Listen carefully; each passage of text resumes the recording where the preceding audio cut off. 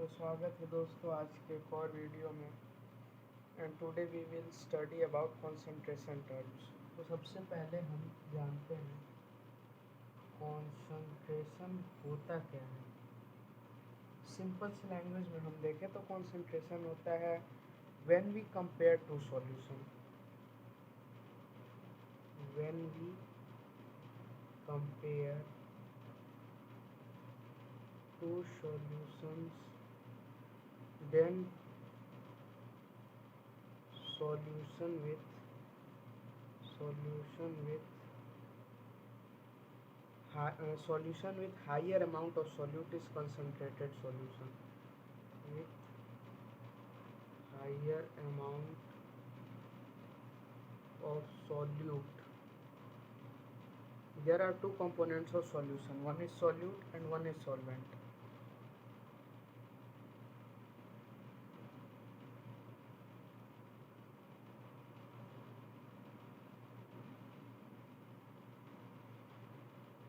इसे हम concentrated solution या कॉन्सेंट्रेशन भी कह सकते हैं।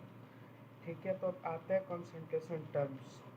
तो सबसे पहला अपना कॉन्सेंट्रेशन टर्म है मोलरिटी, और you can say it small M. इससे हम कह सकते हैं number of moles of solute dissolve in 1 litre of solution is molarity. मतलब देखें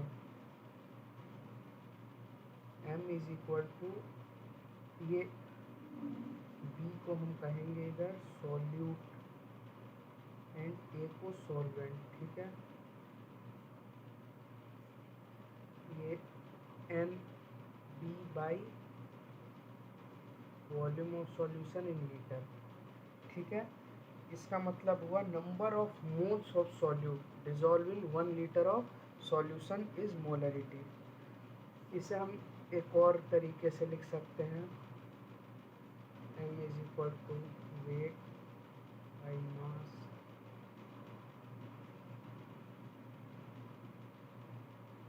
सॉल्यूशन इन लीटर, और इसे अगर मिली लीटर में चेंज करना तो ऊपर में 1000 से कर लें। होप ये क्लियर हो गया होगा। एंड अपना दूसरा टर्म आता है नॉर्मलिटी। उसे हम कह सकते हैं कैपिटल एम से, मतलब कैपिटल एम से डिनोट करते हैं उसे। इससे कहते हैं हम लोग, इसका फॉर्मूला होता है number of equivalents upon volume of solution in litre. और हम लोग इसे इस प्रकार भी कह सकते हैं balance factor into mole upon V of solution in litre. Balance factor अपना नंबर ऑफ हाइड्रोजन होता है एसिड में एंड बेस में हाइड्रोक्साइड, ये तो पढ़े ही होंगे प्रीवियस क्लासेस में, तो वीडियो को ज़्यादा लंबा नहीं करते हैं। और ये हमारा नॉर्मलिटी हो गया। थर्ड नंबर पे है स्ट्रेंथ। स्ट्रेंथ होता है ग्राम पर लीटर। इसका मतलब हुआ number of gram of solute dissolve in 1 litre of solution. ये देखो, ठीक है, इसे हम लोग कह सकते हैं स्ट्रेंथ ग्राम पर litre wait of solute. Gram solute का होगा वेट, ठीक है, एंड उसके बाद volume of solution in litre.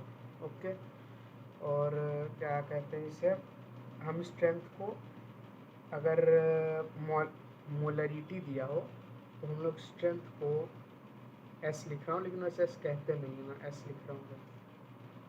Molarity into molecular weight of solute. ठीक है, और अगर हम लोग को नॉर्मलिटी के टर्म में दिया हो क्वेश्चन तो N into equivalent weight of solute. ठीक है, होप ये क्लियर होगा। अब चौथे नंबर पे बात करते हैं। तो चौथे नंबर पे अपना होता है मोलरिटी। ये इसमें अक्सर बहुतों को दिक्कत होता है, मोलरिटी एंड मोललिटी। इसमें कंफ्यूज नहीं होना है, लगभग सेम ही टाइप से, सेम नहीं मतलब बहुत ज़्यादा सेम है, इनमें कुछ ही डिफरेंस है। कुछ नहीं, डिफरेंस तो बहुत है लेकिन डिफिनीसन में। ठीक है, इसे हम कह सकते हैं molality is number of moles of solute इसमें भी number of moles of solute है, ठीक है। Dissolve in 1 kg of solvent, ठीक है, इसमें तो सॉल्यूशन था और लीटर में था, बट इसमें होगा हम लोगों का, ये मोलिलिटी को कैपिटल एम से कर सकते हैं, M is equal to M B upon W A in K G, ठीक है। और इसे अगर हमें मास और वेट के टर्म में दिया हो question, M is equal to W B by M B into 1000 weight of kilogram, ठीक है। ये केजी में कन्वर्ट करने के लिए ऊपर 1000 से मल्टीप्लाई किया। और एक इसी में बहुत अच्छा एक टर्म बन के आता है, relation between M and M, relation between molarity and molality. और देखो एक छोटा सा कंफ्यूजन था, इससे हम स्मॉल एम कहते हैं और इसे कैपिटल एम, सॉरी वो राउंड से भी मिस्टेक हो गया यार, स्मॉल एम इसे कैपिटल एम, ठीक है, डन। और इसका फॉर्मूला निकल के आता है M molality is equal to 1000 into molarity by 1000 density minus molarity into solute of molality. ये वैल्यू दिया रहेगा, इसलिए इतना कंफ्यूज होने का ज़रूरत नहीं है, लेकिन आराम से बन जाएगा ये क्वेश्चन लगा सकते हैं आप लोग, गूगल पे सर्च करें यार, या मैं डाल दूंगा डिस्क्रिप्शन में, ठीक है। और ये वीडियो ज़्यादा बड़ा बन जाएगा मुझे लग रहा है, इसलिए बाकी के टर्म्स अगले वीडियो में डिस्कस करते हैं। Thank you. तो वेलकम यार, अब क्या बताऊँ, अभी वीडियो बना रहा था मैं और देखो क्या हुआ, पूरा बना लिया वीडियो, रिकॉर्डिंग रुक गया था बीच में, भी ध्यान दिया। चलो कोई बात नहीं, एक बार रिवीजन करा दे रहा हूँ यहीं से यार, क्या टाइम वेस्ट करूँगा। देखो मोल फ्रैक्शन, इसको हम एक्स से डिनोट करते हैं, और मोल फ्रैक्शन ऑफ बी मतलब सॉल्यूट एंड ए मतलब सॉल्वेंट, तो mole fraction of solute is equal to M B हो गया अपना mole of solute upon mole of solute plus solvent. इसका मतलब हुआ जैसे तुम्हारे पास कुछ एक जैसे रेशियो पढ़ोगे तुम लोग यार जूनियर क्लासेस में, sum of ratio by number of ratio ऐसे करते थे ना, number of ratio by sum of ratio into dash dash जो था, वैसे ही है ये, कुछ नहीं है, बस तुम्हें दिया रहेगा क्वेश्चन में कि सॉल्वेंट इतना है सॉल्यूट इतना है, तो इसका मोल फ्रैक्शन बताओ, तो बस सॉल्यूट को ऊपर रख देना और इन दोनों का सम निकाल के बस बाई में कर देना। इसका कभी भी वैल्यू दोनों को प्लस करने पे 1 ही आएगा, इससे ज़्यादा कभी नहीं जाएगा, ठीक है। और ये बस इसको इक्वेट कर दिया उधर, और उसके बाद अपना 6th टर्म आता है परसेंटेज स्ट्रेंथ। परसेंटेज स्ट्रेंथ ये परसेंट एक्स अपॉन वाई होता है, परसेंट मतलब तो 100 होता है, इतना तो समझ रहे हो, और एक्स सॉल्यूट को डिनोट करता है एंड वाई सॉल्यूशन को, ठीक है। और परसेंट इसमें इसके भी 3 पार्ट होता है, वैसे मैंने 2 लिखा, तीसरा बता दूंगा, बहुत ईजी है, इसी से रिलेट हो जाएगा। Percent weight by weight of, मतलब ये wait of solute upon solution है, इतना समझ जाओ, यहाँ लिखा है मैंने solute upon solution, wait of solute upon solution into 100, बस यही, ठीक है।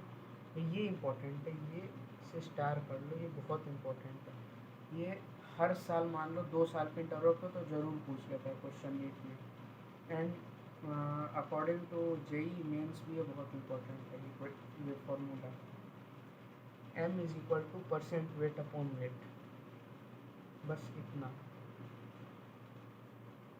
मतलब इतना नहीं, मतलब यार इतना पूरा फॉर्मूला, इसका वैल्यू पुट करना है, दिया रहेगा वैसे क्वेश्चन में, percentage strength of this solution is इतना इंटू 10 इंटू डेंसिटी दिया रहेगा तुम्हें, ठीक है। डेंसिटी 10 क्योंकि ये पता है जो अपना स्ट्रेंथ होता है वो ग्राम में होता है, उसका वैल्यू होता है 1000, और यहाँ परसेंट दिया तो 100 ऐसे ही हो जा रहा है, 10 कर देंगे 1000 हो जाएगा, इसका लोड मतलब बस फॉर्मूला याद कर लो, डेंसिटी दी रहेगी तुम्हें एंड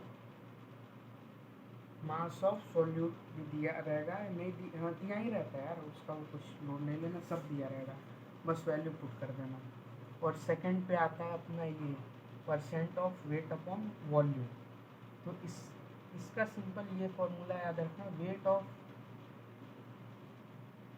दिख रहा है कुछ है, वेट अपॉन वॉल्यूम, ये क्या था, सॉल्यूट है, ये सॉल्यूशन है, तो wait of solute upon volume of solution, इसी से रिलेट करो यार, परसेंट है 100, ऐसे ही एक आएगा परसेंट वॉल्यूम अपॉन वॉल्यूम, जो मैं कहा था नहीं लिख पाया हूँ, वो भी ऐसे ही है, volume of solute upon volume of solution into 100।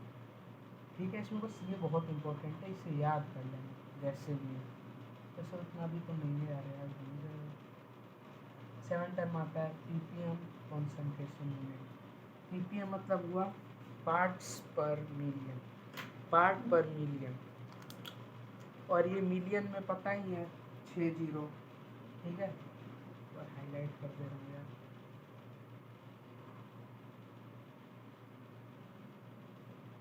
Hindi पढ़ोगे कंजूस है ये।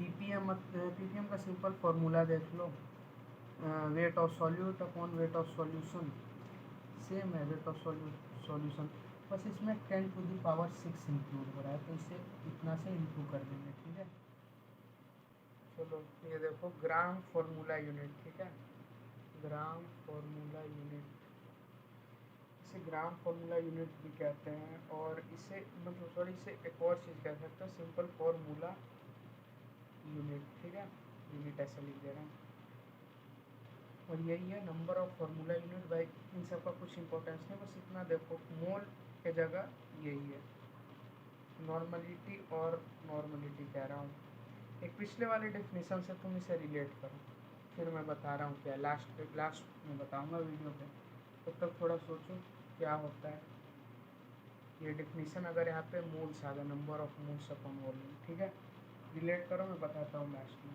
और एक और टर्म होता है मोलरिटी, तो पता ही चल गया ना आप क्या करोगे, समझे अभी। एफ मतलब formality is equal to molarity, ये दोनों एक ही है, बट एक कोवेलेंट कंपाउंड हो गया, एक आयनिक कंपाउंड, तो ज़्यादा रिलेवेंट मतलब हम यूज़ में तो लेते हैं कोवेलेंट को ही, बट ज़्यादा करेक्ट होता है आयनिक, लेकिन अब यूज़ होता है नीट में, वही करना, क्या किया जाए। चलो, और बस यही है,